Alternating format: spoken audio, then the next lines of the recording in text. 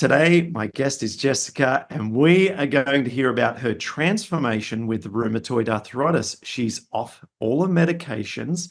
She has massively improved her energy levels, and her brain fog has cleared. So I'm really excited to speak with Jessica. G'day, Jessica. Thanks for joining us today. Thank you. It's wonderful to be here. Jessica, give us a little before and after here so we know what we're in for in terms of transformation. Like what sort of changes have you experienced? Before I started the Paddison program, I was a zombie person, is the best way I could describe it. I was not able to live, but I wasn't dead. I was in bed most of the time, and it was all I could do to spend a few hours trying to cobble together my thoughts to figure out what was happening to me and maybe do a little bit of research. And then the rest of the day, it was, can I get up to go to the bathroom? Can I take a drink of water now? And I don't even want to think too much about it because it was so terrible. And now I have a totally full life. I have a part-time job. I was able to get an accounting certificate so that I could have a quieter job that I didn't have to use my body and so much social interaction for.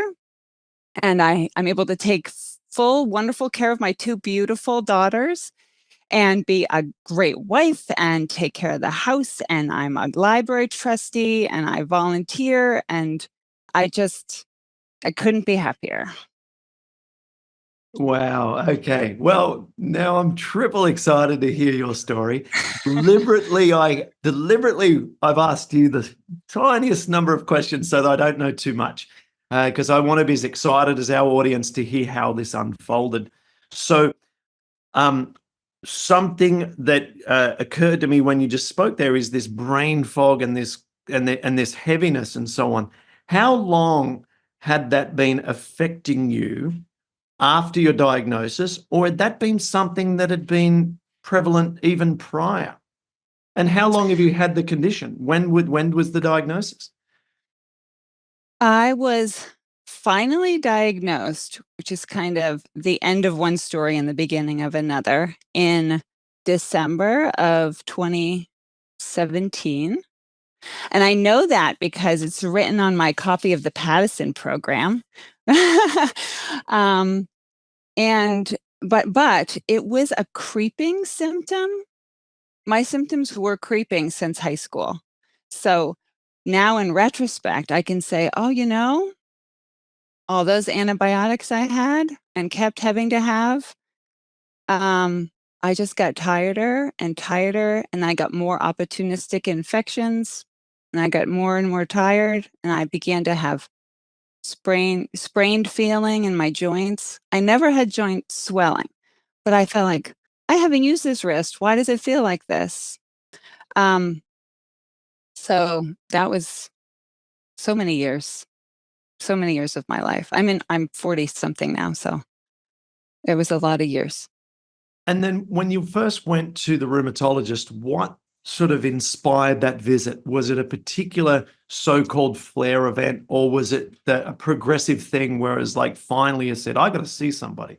Right. Actually, it was a crisis. After the birth of my second daughter, my health really fell apart. And I had been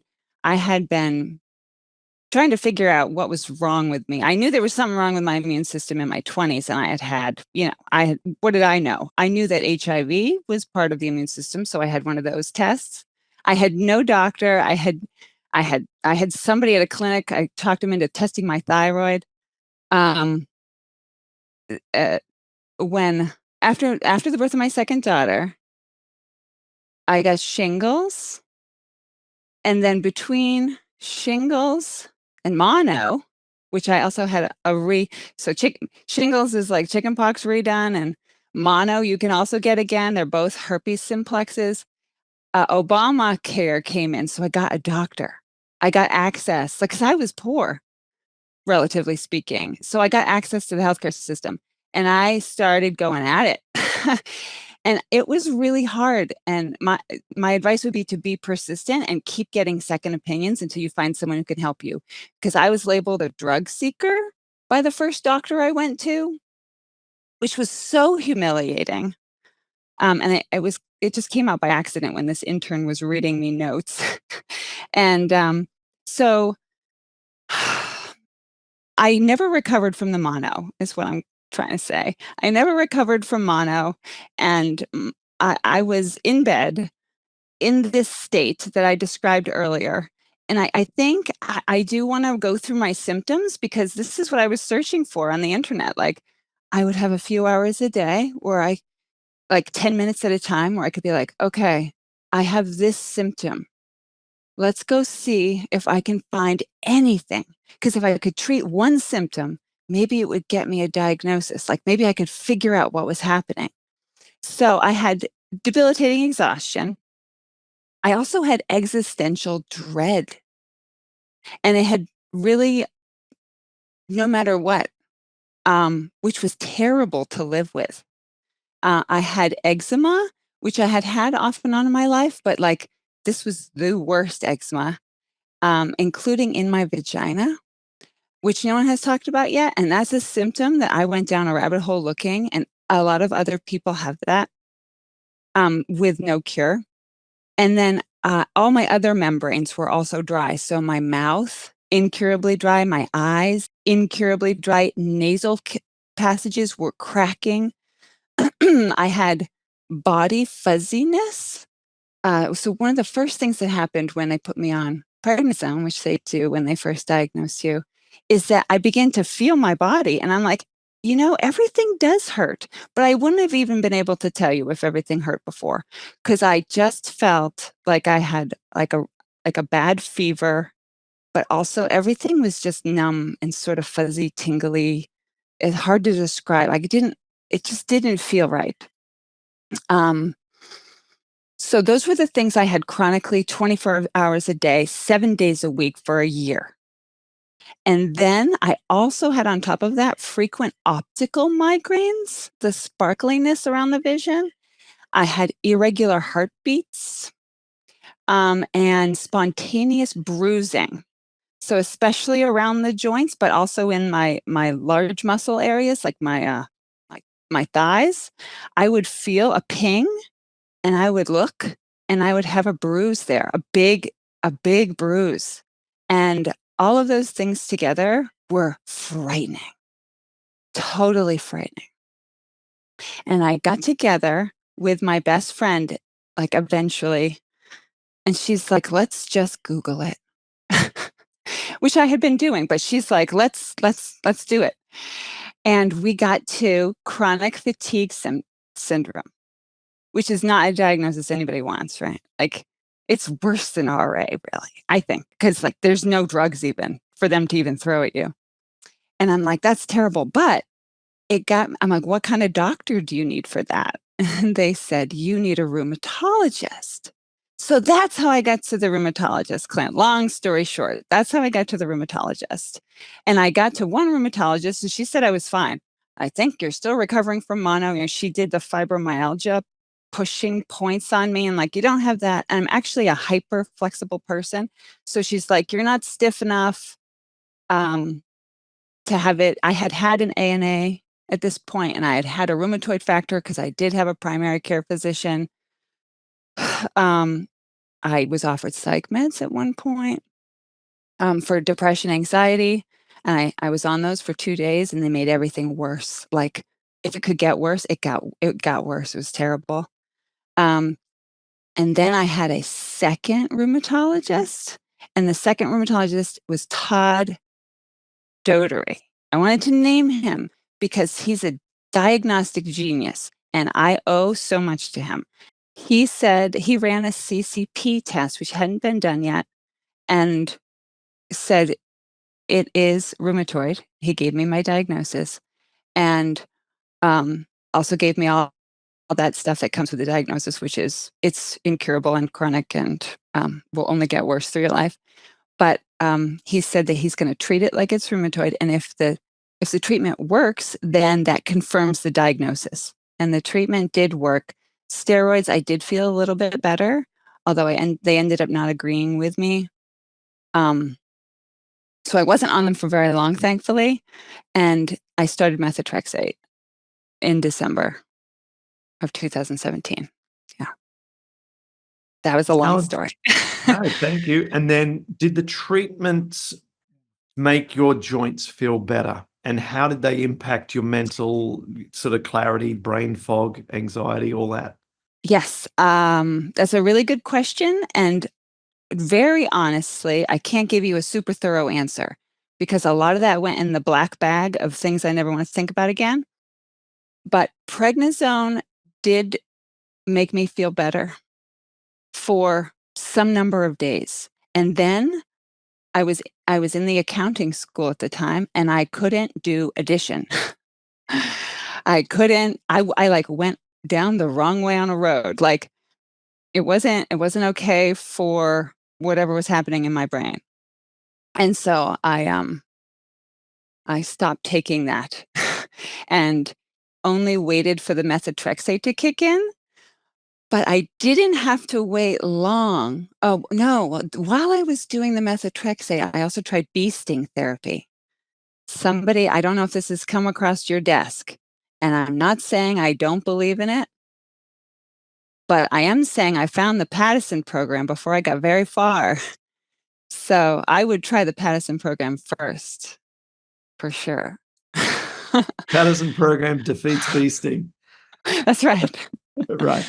That's right. Okay. It's a lot less painful, yeah. And you don't need an EpiPen every time you go to the doctor to do that.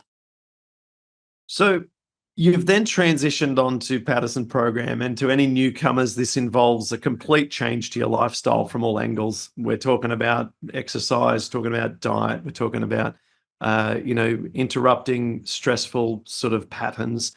We're talking about sunshine exposure, working on vitamin D levels, and there's so much more. Focus really becoming rebuild the gut and reduce the free radical load in the body. They really are the two primary drivers of the program.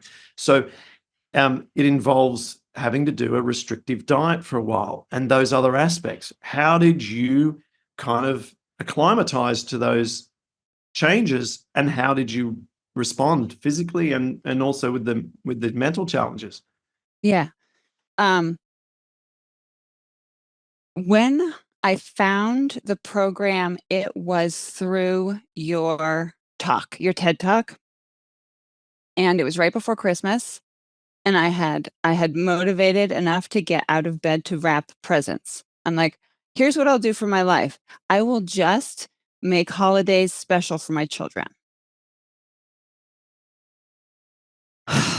So I Googled RA TED Talk because I knew TED Talks could be inspiring. And I had just listened to one about chronic fatigue that made me want to just jump out a window. So I found that and I started immediately. And I talked to my husband a little bit about the cost um, because I am miserly. And especially then, when it feels like I'll never be able to make a penny because I'm going to end up under a bridge. Right. And, um, and he said, you know how much money you've spent on supplements that don't work, you know? And that is really true. Just take all the money you're spending on supplements right now that doesn't work and buy the Paddison program. And um, I just felt so much hope. And it was really hard, but we happened to have a treadmill in the basement that had been left like on a neighbor's porch, like for free. And so I took my laptop down to the basement and I think the first day was a fast, right? A salad fast, maybe. I'm not sure. And I put on the podcast, and what I would do is, and I told my father, I'm gonna get better. Oh, this is very emotional. And I went down to the basement and I would listen to a podcast and walk as fast as I could on that treadmill. And this is coming from someone who had a hard time going up the stairs.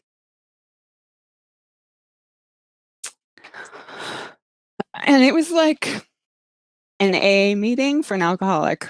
I would do it every day, and I would listen to those podcasts, and they would fill me with hope. And I would say to myself, your children are more important than cookies, because you get hungry.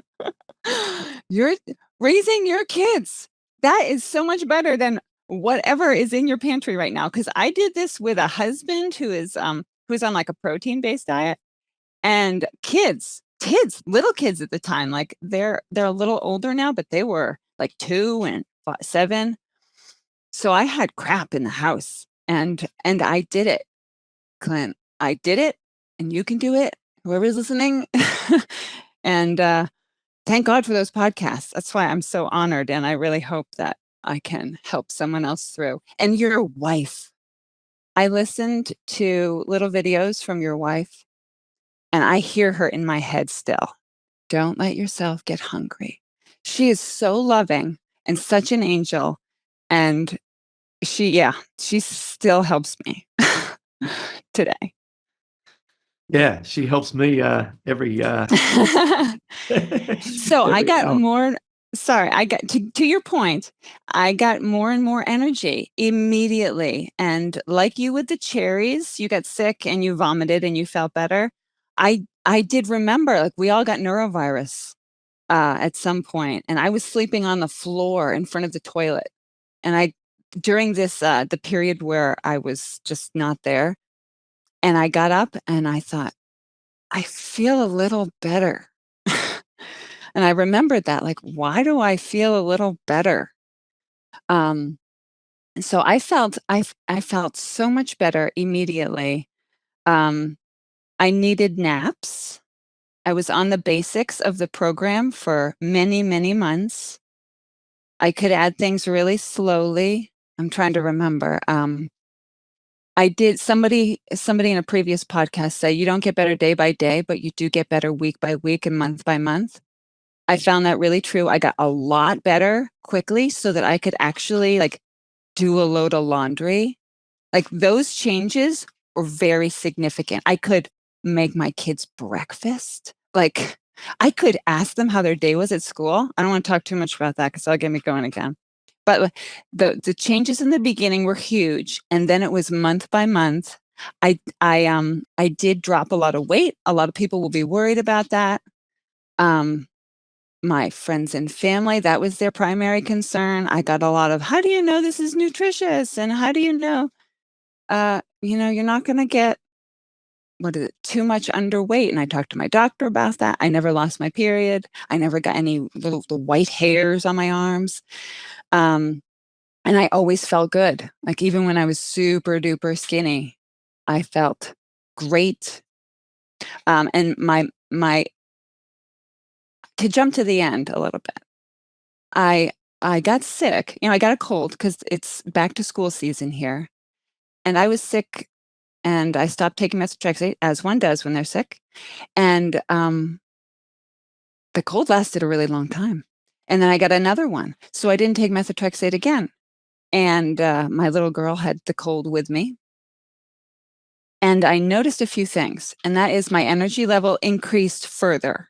I'm always looking for the next thing, like the next energy boost, and I had the chronic anemia on methotrexate, which I know, which was not, I couldn't really lick it with the folate. No matter how much folate I took. And and the methotrexate does have the sedative, um, you know, side effect.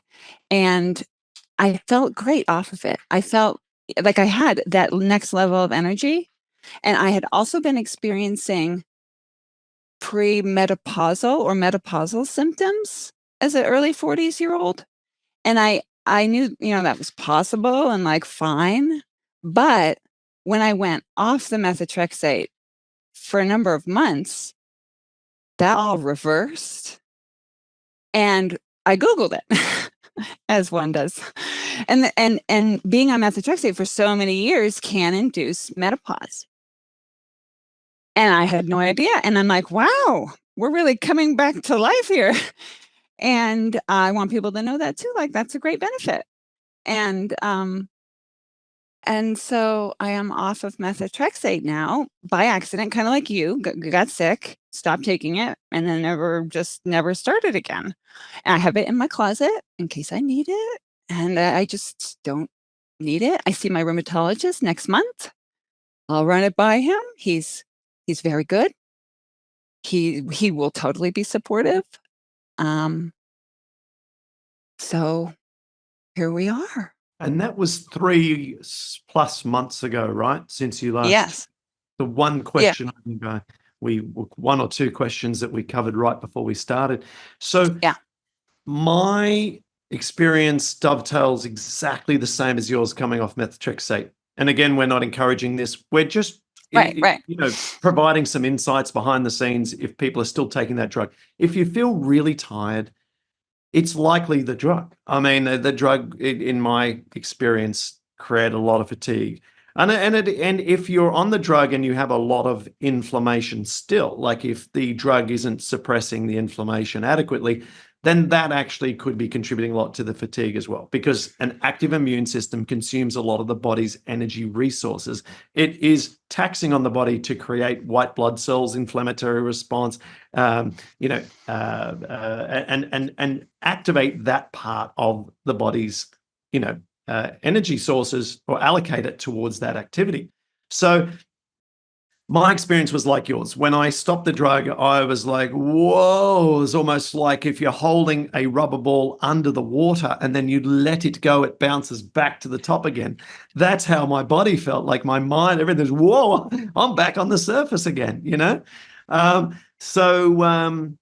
that this is absolutely sensational. Let's talk about your joints first. How are your joints? You mentioned that you never got the swelling before, but clearly your symptoms improved. You've got anti-CCP antibodies positive. Your rheumatoid, your what's called seropositive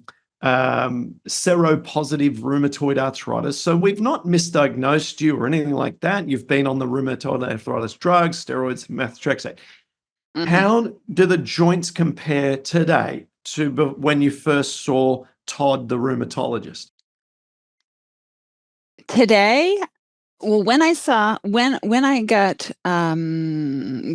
let's say the beginning of the Paddison program, because then I actually could start feeling my body. I wasn't feeling my body before that because there was just too much inflammation, I guess, is my hypothesis. Um, I would keep track, the 1 through 5 of just like you said, the digits, the toes, the knees, the elbows, and I did have a hand involvement.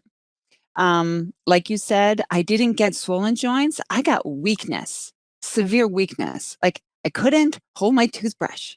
I couldn't open a doorknob. And it's like, what's wrong with it? Like the muscles are there, the joints aren't swollen. It just couldn't do it. Um, so I would say that I don't, I, I'm a little superstitious. I'm going to knock on wood. I have one joint that I keep my eye on, and it's my elbow right here. And I do have a robust hot yoga practice, and it's a 1. My elbow's a 1, but I watch it carefully because the stick I have been hit with, I am worried about being hit with again. Uh, so I don't have joint pain. I'll also say that after shingles, I began to get debilitating headaches, and that was a major symptom of my rheumatoid. Although I think most rheumatologists will tell you that hips and neck are not involved in rheumatoid arthritis. I don't know, but my hips and neck were involved.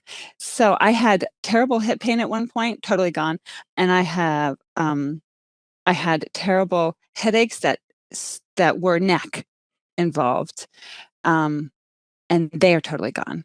If I have a flare, like last Christmas when I ate an entire box of chocolate, don't do that. Never do that. I got, 2 weeks I was dealing with this, headache, neck involved headache, and the elbow, was more like a 3 or 4. And then the fatigue kicks up, and then, it's 2 months trying to calm that all back down. But you just never know when you're gonna be able to eat a box of chocolates, so every once in a while, the voice, that crew member that's like, "Maybe it's totally cured, go for it," will start getting a handhold. Don't listen to that guy, he does not know what he's talking about. No, no, then and even I've succumbed to that. I've told this story a few times, but back several years ago here in Florida, we went to a famous restaurant that I won't throw under the bus because nothing wrong with the restaurant. We went to this restaurant and it was deep, oily French fries. It was sweet potato fries and an oily veggie burger. Now, Mm, even that doesn't necessarily qualify for me in my level of resilience to a certain reaction. But the mm, difference was I had zero, and I mean zero, antioxidants with the meal. And so we're talking no salad, no fruit. I normally have a glass of orange juice. And it was such a mismatch between antioxidant and free radical combo for that meal that postprandial, which is post meal outcome, that little chemical reaction was a disaster. But anyway, not about me, but I can say I've made this mistake before, and just like you shared, it takes so long to get it back under control again. It's yeah. not worth it. It takes a very long time. And the more you stuff up, the longer it takes. So if you Oh, stuff yeah. up with just a little bit, you might be looking at a week. If you stuff up like I did, it took years to get myself back to boom, boom, boom, robust Clint. You know what I Yeah, mean? yeah. Yeah. So Yeah, I don't do understand. it, don't do it. Don't Just do it. don't do it, yeah. Yeah. But you didn't panic. You didn't have to panic, and you didn't have to, like, get so stressed out that you were frozen because 'cause you're like, "I know what to do." And that's the whole difference, like, I know what to do, I'm not dying, I got this, we got this, um, it's just such a gift, like, there's nothing better. You have Yes. such control of your life, you have control of you going down the dumps, but then you can big steps. Absolutely. I just interviewed Ashita, who was on the last podcast, and she said something, and I didn't pick her up on it at the time, that overlapped exactly with what Michael Jordan says in his documentary. If you watch his documentary, he says this a lot, and I picked up on it. When things are challenging, he learns of things or criticisms or problems or so. He says, "Okay, fine. If that, then." And he responds, "I noticed this pattern. Like some Mm, criticism, someone said this, they don't like you anymore." He's like, "Okay, fine. Then this." It's almost like, and it's just this really quick pivot from, "Okay, I acknowledge that problem. I see that that is an issue here. And this is how I'm going to sort of, it's not resistance, it's acceptance. And what am I going to do mm, about it? All in one little yeah, moment. Okay, yeah, fine. And okay. And so this is it. If we do something wrong, okay, fine. And here's what we can do. So now I want to just go a little bit more deeper into your mind now, because it seems like for many, many years you had this brain fog, this lack of clarity. I want to hear about how much you feel that you've now become more normal, in inverted commas, in that sense. Your yeah, clarity, your mhm, positivity and mhm, energy. Let's get into that. mhm, absolutely. Um, before my diagnosis, while I was looking for I think I probably had scheduled with at least one of the rheumatologists, because it takes 4 months to get in. I got an anxiety specialist to help me, a psychologist who specialized in anxiety, and this was, uh, this was because I'm trying to put a fine point on how much this, symptom needed attention. The there's a quality of living in the moment Um, because I couldn't think of what to do next outside of it being right in front of me. And I live on a farm. All right, there are cows. My parents go away in the winter. That the year I was 1 year, yeah, the year I was in bed, my brother moved in downstairs so he could take care of the cows. Um, but I gave away my chickens. Like, I couldn't, I couldn't think of what to do next. I couldn't rationalize anything. I couldn't follow one thought to another without a huge amount of effort. I did a lot of praying. Um, and so I did see an anxiety guy eventually. I would drive myself down, which is probably not a good idea, half an hour to the largest town and to see him. He was wonderful. He was very supportive of me getting medical, seeing what would happen medically. Um, and at some point, he told my primary care, this woman is just suffering too much. She needs meds. And that's when I think I mentioned before that I was offered and took for a few days the anxiety depression medication, like a long-term one, which it did not. It just like amplified everything that felt terrible into this huge, overwhelming bubble. So that didn't work. And my after my rheumatoid diagnosis, my primary care physician, it felt to me, this is my judgment, it felt to me like she felt so guilty for putting me through all that for a year, basically telling me I was hysterical. Um, you know, all my symptoms were because of what was happening here. That she gave me Xanax. And she gave me 30 Xanax, and I used those whenever I needed to go out and function. I can't think of a time. Oh, my husband's father was dying. So I had to go in an airplane. I had to travel in a car. I had to like move around, and that was just not even possible. It was like, because I also had a 2-year-old. So I really wanted to hold it together for her because I do not want her memories of her mother being a weepy mess shuffling through an airport. So it was bad. It was so bad, so bad. And it got, um, I would say within a year, I was like, I don't need these. I don't need these. Like, I kept them, like I'm keeping the methotrexate, because what if I need them? What if it comes back? Um, but really, that symptom, and I really, really wish diet were more part. It made me realize, like, what if there's like all these people out here that aren't being helped and could be helped, and the suffering is so incredible, and they're just being humiliated, and really they just need a program like this. Um, and so I do hope that this finds its way to someone, because when you're there, you're willing to try anything. You're totally willing to do this because it's excruciating, and really you're just uh, there's not a good fit in the medical system to treat you. So you're just treated quite badly. Yeah, yeah. The connections are becoming more and more clear with sort of brain fog and clarity and so forth, and gut health.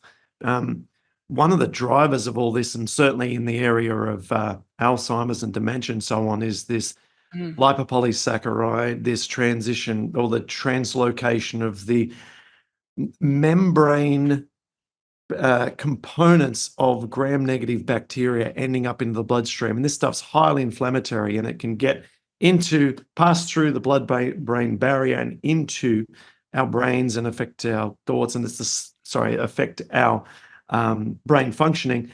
And it's behind rheumatoid arthritis inflammation. So there is a direct correlation between the amount of LPS, or endotoxin as it's called, and inflammation in RA patients. So you increase the endotoxin, you increase inflammation. There is a linear proportional relationship. And it's directly and solely derived from the gut. It is a leaky gut symptom. And so it all, once again, comes back to healing the gut. And so in your experience, similar to my cherry incident, you explained how you were lying on the floor and then you realize, you know what, I'm thinking clearer. During that time, you've got less particles from the gut moving into the bloodstream, triggering inflammation in the brain, causing a disruption of the signaling in your thoughts and creating brain fog. So look, this is my non microbiologist background. Like, I don't have that background. I listen and soak in scientific studies and listen to those experts. And this is my interpretation, and people should do their own research on that. But the studies are there. The studies are there, and I could share the studies that I read on this. So what we ultimately have is this constant pollution of the bloodstream and the organs and joints with this LPS coming from the gut. And if we can heal our gut through fiber-rich foods and antioxidants and reduce stress, which undermines those efforts, we will experience improved health across the spectrum of diseases that we experience. So it's wonderful to hear of these transformations for you. And could you give us, speak to people who are struggling at the moment, if now away from your story, but instructionally, what would you say to people? Obviously, we've spoken about the Paddison Program, but specifically, what type of foods, what type of exercise, what type of day-to-day activities do you do to keep your mental clarity optimized and to feel good? Mhm. I do first want to speak. I know I've said it, and I'm a little evangelical about this, but I do think you need to get the Paddison Program first, because I have been vegan. I was vegan in my 20s, and it didn't save me, because it was a lot of processed food. It was a lot of high oil.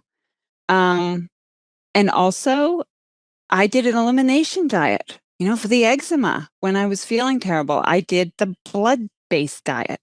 So I know you've said you can do it backwards, but you do have to get to that really restrictive point at some point. And you need. Yeah, my husband jokes. Here's my wife. She eats birdseed and grass. And I just want people to know that there's a very narrow path through the mountain.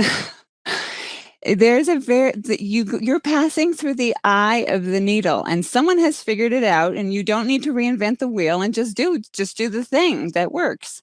Beyond that, my advice is, and what I do, is it's really important to exercise. And as you feel more and more better, you want to skip that step.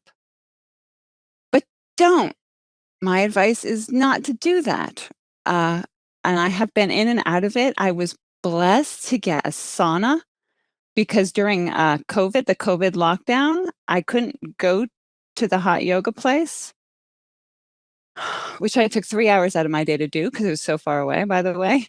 And I was doing a space heater in my bathroom, and my mother thought I was gonna burn the house down. So I do have a sauna, and I do a modified Bikram yoga thing in the sauna. And I highly recommend that if you can. But otherwise, get hot and sweaty and do something hot and sweaty. Hot and sweaty, sweaty, sweaty, sweaty. And pump that water and eat that enormous salad. I do have like a superfood, I feel like I found. Now I'm like well into the things I can eat, so don't, I wouldn't say do this right away. But I have a Moroccan stew that's really seems to it must have everything I need in it. It's got carrots and uh, butternut squash and like onions, and it has tomatoes in it. And I do it without oil, and the cumin and cinnamon. It is so good, and I can eat a lot of it because it's new and delicious. I still don't do the beans. It's not. I can't quite do it yet, but I got my pumpkin seeds, and I do a lot of quinoa and buckwheat and amaranth, and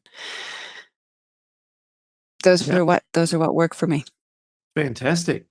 And your husband, obviously the early skeptic, being on a, you politely put it, a high protein diet, which in read between the lines means meat heavy, maybe less of the grains and so on. Yes. How is his acceptance of everything now that he has his wife back, who thinks clearly, who feels great, who's vibrant, who wants to come and share on a podcast, which I'm sure that, 7 years ago when all this began, you may not have been able to string two sentences together. I mean, Yes, how does that's he right. feel? How does he feel about this situation now? It's funny. I can hear him in the background. He can't hear you, but I asked him this question yesterday. I said, "Do you have any advice that you want to share to people?"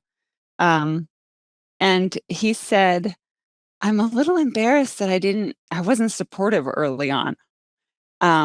He affectionately called you, what, he's saying it, Australian witch doctor. And, you're right. Yeah. Oh, I won't say the beginning part.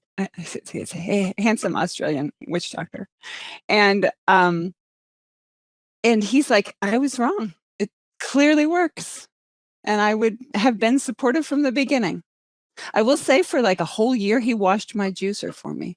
And that's damn supportive. That's really good. That is, because that's a lousy job. Yes. That's a Especially at the beginning when you're like, "Oh, oh, oh," you've just done like all this exercise and you need a nap. What I love about these interviews is that what I think is hilarious about this is we don't make any effort to try and sell this. We're like, this is the hardest thing you'll do. This sort of sucks a lot. The juice cleaning, it'll suck doing this, it'll suck doing that, it'll suck doing that. And I think the only reason we survive as a business is because it works. It works, and the pain of the discipline is better than the pain of the disease. You know what I mean? That is so true. That is exactly it. That is exactly it. And I have really improved the health of my family. I have really improved the health of my family. We eat my 15-year-old daughter will grab a head of romaine and eat the whole thing to the stump.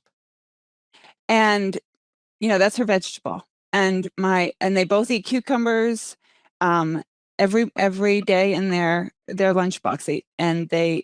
They do raw food. They do raw fruits and vegetables, and I won't, that's their privacy, but it has improved their health.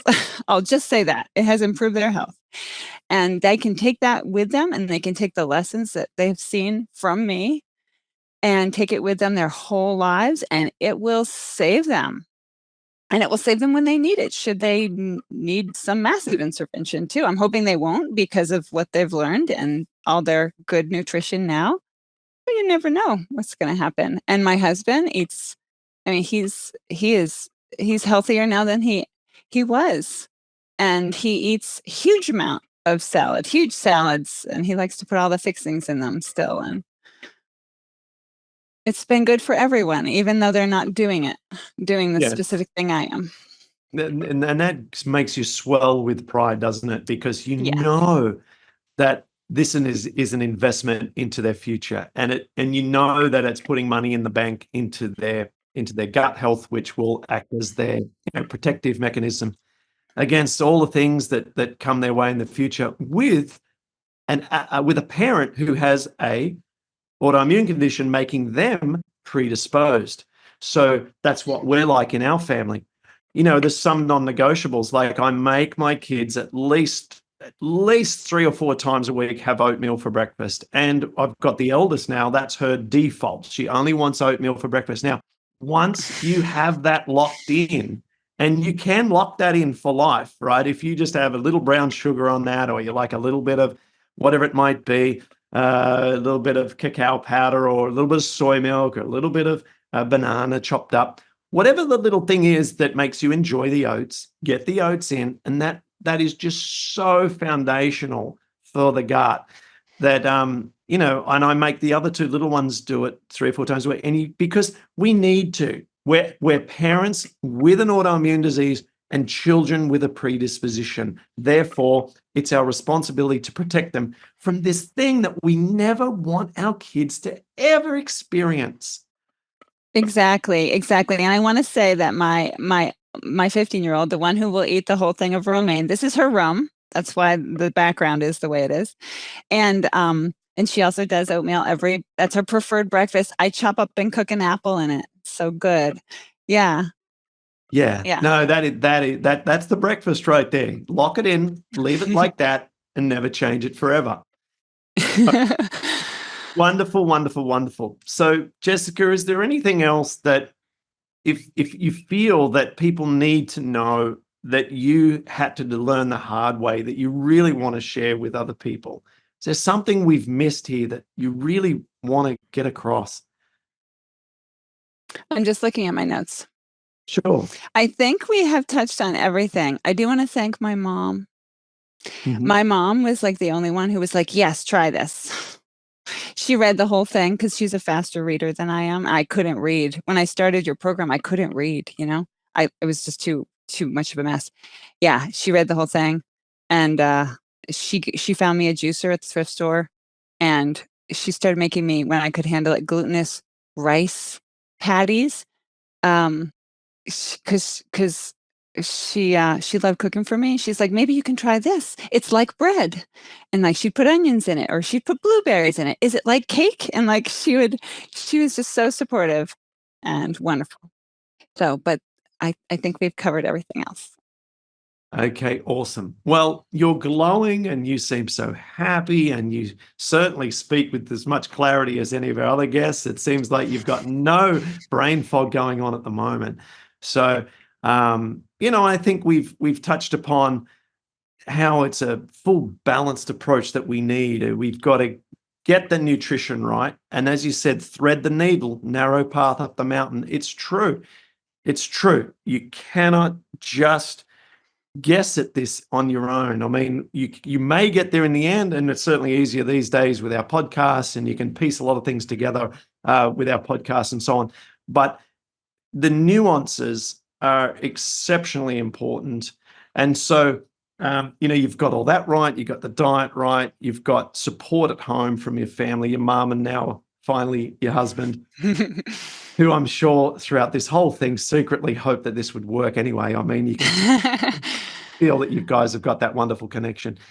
So well done. And now remember the life of pi. Don't get complacent. You've got the sleep. You've now learned to live with the beast without it hurting you, but you're still sharing a little boat, a little space with the beast. And so continue to respect that it is a wild animal and don't poke. Okay. So that's where you're at now, and continue to expand your food base. You'll build more insurance if you're able to eventually eat some legumes and some beans. These are associated with longevity and better gut health. So I would microdose those in, and you'll continue to thrive. So I can't wait to hear what the rheumatologist says when you see him. And it's just such a feel-good conversation. So thanks for sharing. Thank you so much. I really appreciate the opportunity. And thank you so much for sharing this. And thank your wife for helping you do that. Really appreciate it. Saved my life.